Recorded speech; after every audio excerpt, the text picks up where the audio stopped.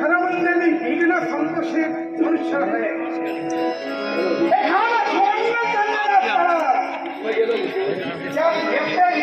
आमच्याही मनाला पटत नाही. मग हे का केलं?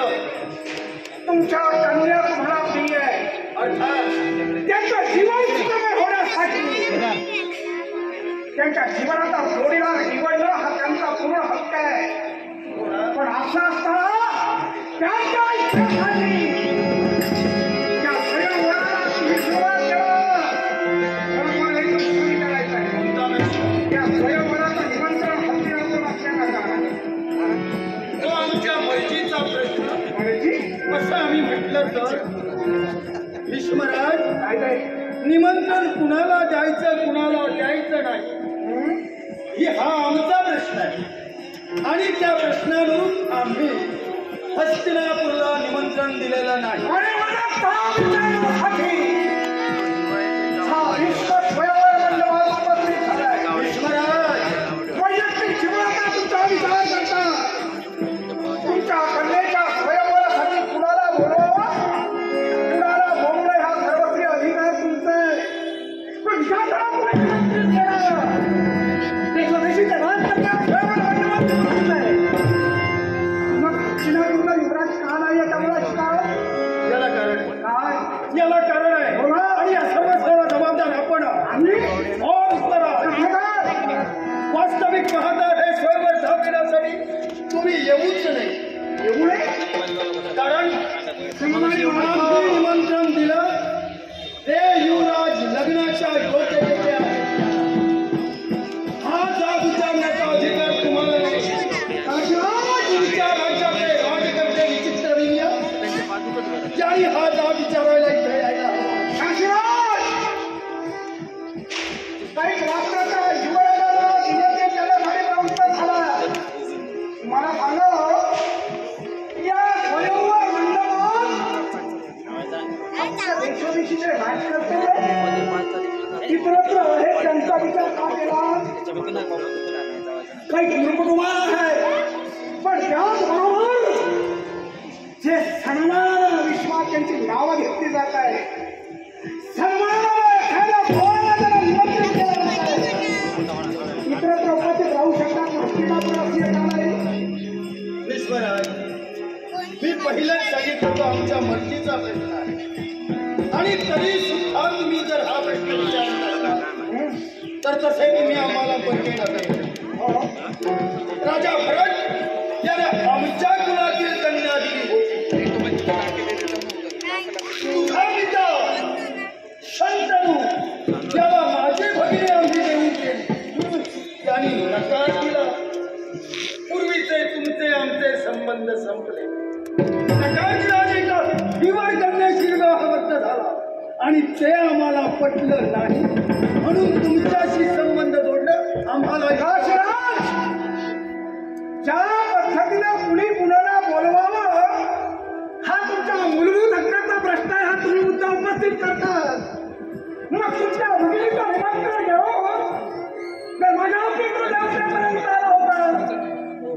मला सांगा याच्याही मुळाशी काही ना काहीतरी कारण असेल ना. आणि त्याच कारणास्तव जर माझ्या पितृ देवतेनं आपला प्रस्ताव अमान्य केला असेल तर याचा नसताना डोक्यात तळावर येतात. साहजिक आहे.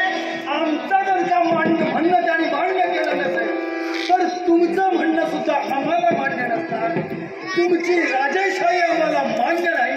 याला कारण आहे नाही तुम्ही जामच्या धरून माझ्याशी विवाद करण्याचा प्रयत्न करता. मला सांगा हा स्वयंवर मनपसंतीचा होता ना. मग मनपसंतीच्या स्वयंवरात निमंत्रण दिल्यानंतर जर हस्तिनापूरचा युवराज उपस्थित झाला तुमच्या कन्यानं त्याला निवडावं अशी माझी इच्छा नाही.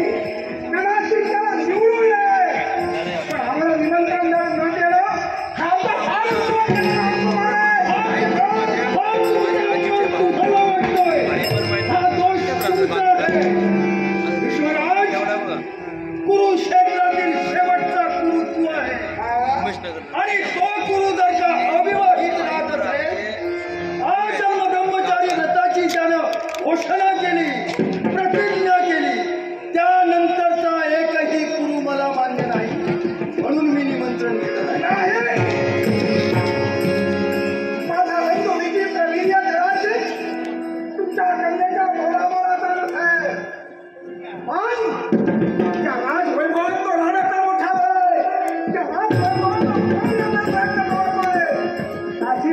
अहो तुमचे साम्राज्य जे आहे ना त्याचा दशपटीला नाही.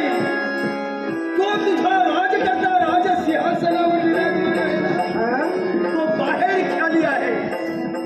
एक क्षय होऊन मरण पावला, हा जिवंत आहे, तो सुद्धा बाहेर खाली आहे.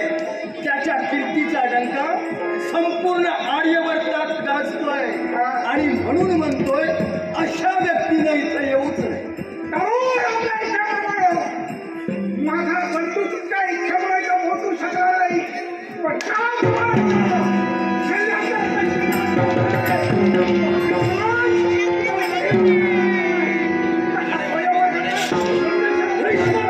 नको तो आकांतांडवीचा होऊ नये असं वाटत असेल. आम्ही तुम्हाला निमंत्रित केलं नसताना सुद्धा या स्वयंवर मंडपात उपस्थित राहून देतात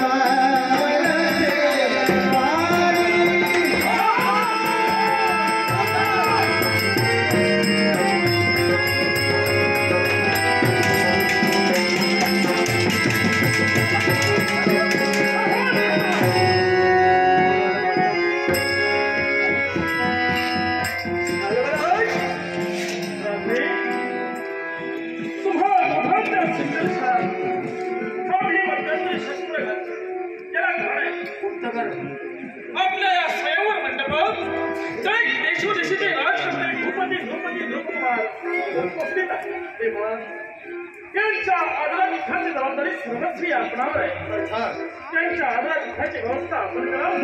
माझ्या परीनं त्या भीष्म राजांची समजूत घे. शाबास शाबाराज. एका क्षत्रियाने दुसऱ्या क्षत्रियाला सहाय्य करावं, एका राजाने दुसऱ्या राज्यकर्त्याला सहाय्य करावं, हा धर्म आहे. आणि त्या धर्मानुसार त्याला समजावून पाहण्याचा प्रयत्न करा. ऐकलं असेल तर ठीक, नसेल तर परिस्थिती ठरवेल.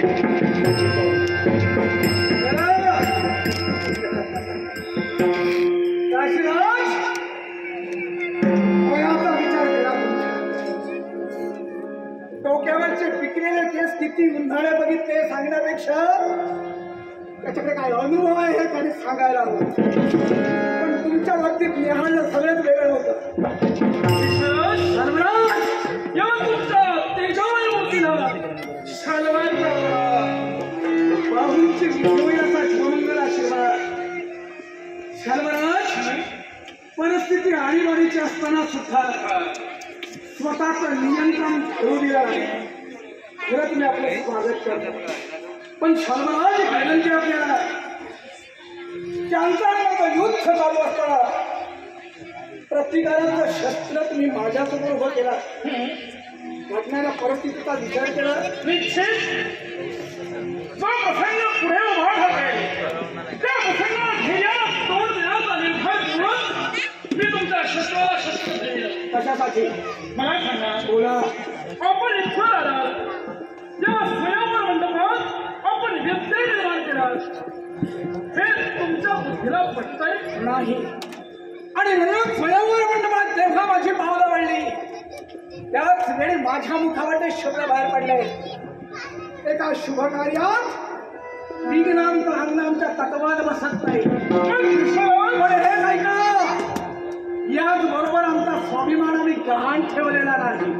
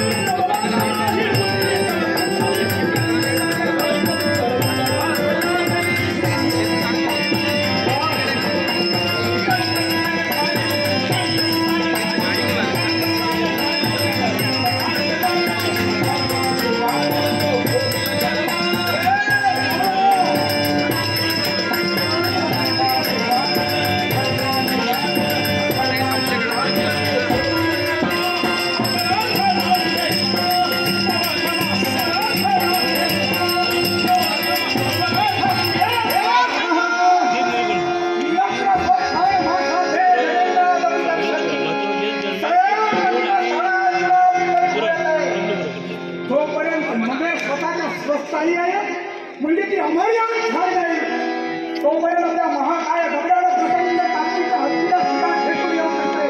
अफाट भक्तीने मला सोडण्यात आले. सर्व सामान्य प्राण्यापासून सुद्धा तुला त्याने तुझे मर्यादा विसरलं. स्मरण होय नको. तो म्हणतात, चला, आज